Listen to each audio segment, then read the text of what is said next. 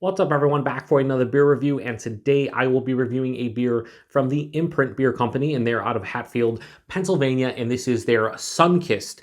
So this is a New England-style double IPA that comes in at 8.5% alcohol by volume, 65 IBUs at the time of review. I don't know exactly how old this can is because it doesn't have a canned-on date, but this beer was sent to me by a good friend of mine and viewer of the channel, Alex. So thank you very much, Alex. I'll post a link in the description box to the beer mail unboxing video I did that contains all the goodies that Alex sent my way.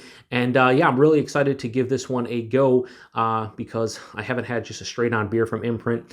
It's a New England-style Double IPA, 8.5%. Sounds pretty good. But again, don't know how old this one is. But most of the beers that Alex sent my way are pretty fresh. Definitely no older than usually around 2 months old, and usually quite fresher than that. So I'm going to say this one's not much older than 2 months old and might even be fresher than that. I don't really know. But outside of that, yeah, this beer is brewed with Citra, Mosaic, and Nelson Sauvin hops. And can't wait to get into it. So let's crack it open, get it into glass, see what we got going on.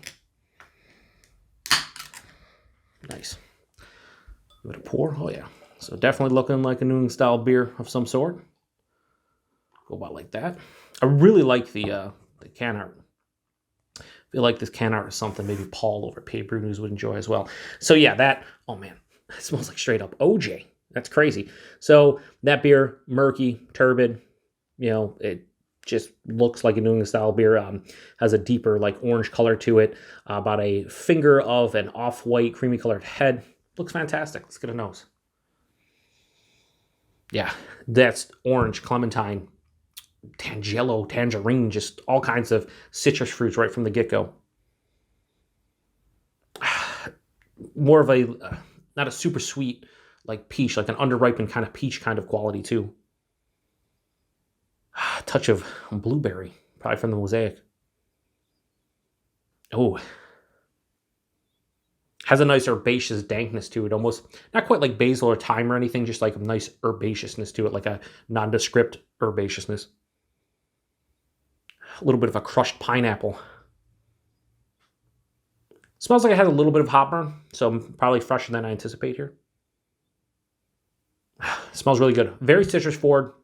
Some nice stone fruit qualities, a touch of tropical fruit. The herbaceous dankness is real nice.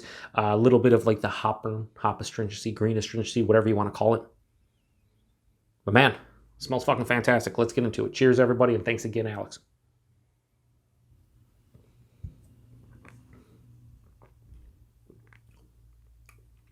That's nice. That's a nice beer.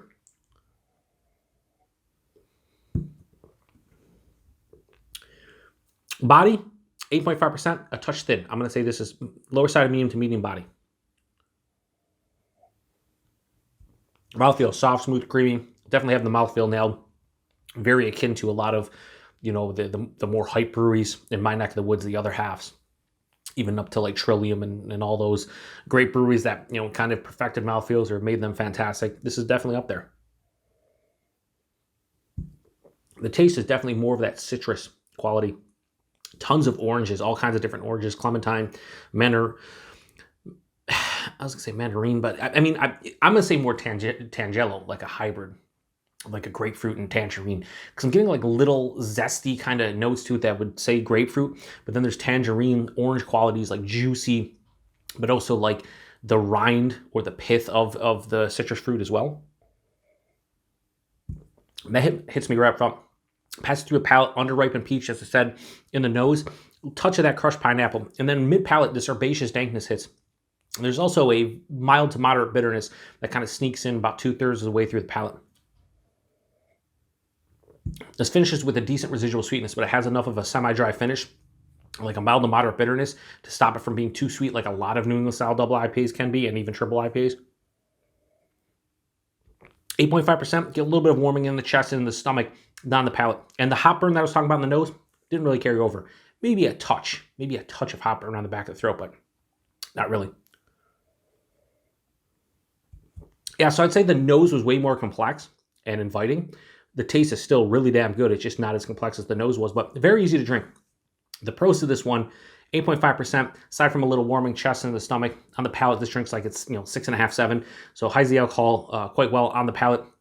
So somewhat of a dangerous beer. The mouthfeel is spectacular. And I like the very easy drinking nature of this beer, where it's not overly complex, where I'm sitting here and contemplating what I'm drinking and going through 7,000 different tasting notes. Just like, all right, there's 3 or 4 characters, they hit you.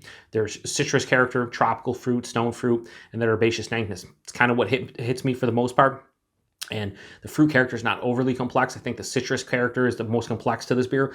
But for me, it's just very easy to drink, and 8.5%, like I said, that's pretty scary. Now, the cons to this one, the body's a bit thin. I usually don't care about that when it comes to double and triple IPA, so not a big deal. And again, it's not overly complex or like blowing me away, but at the same time, it's fucking really good and tasty. So not much more to say about this one.